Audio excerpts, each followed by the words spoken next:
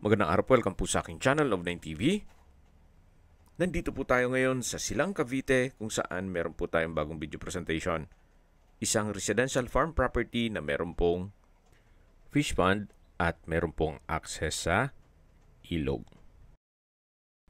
Actually, na-vlog ko na ito as a whole property na 4,000 square meters.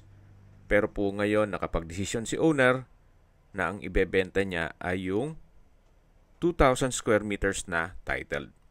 Yun kasing another 2,000 square meters ay tax declaration. So ito na lang pong meron pong fish pond at kubo ang binibenta.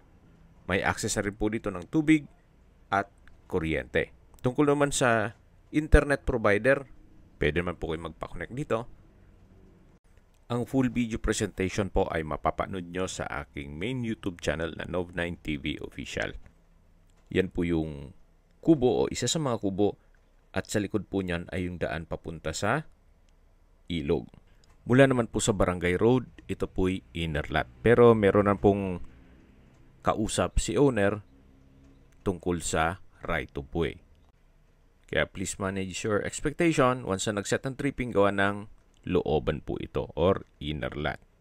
Pero ganun pa man, napakatahimik po ng lugar, sariwa ang hangin, at malamig po ang klima. At nag-markdown price na po si owner mula po sa 7,000 per square meter.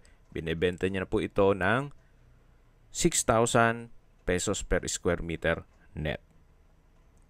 Ulitin ko po, ang lot area po nito ay 2,000 square meters at ito po'y titulado. Pero kung gusto niyo namang 4,000 square meters, yung katabi pong lupa ay binebenta rin po yan. Kung may mga katanungan po kayo, tawag lang po kayo sa aking numero. Maraming salamat po.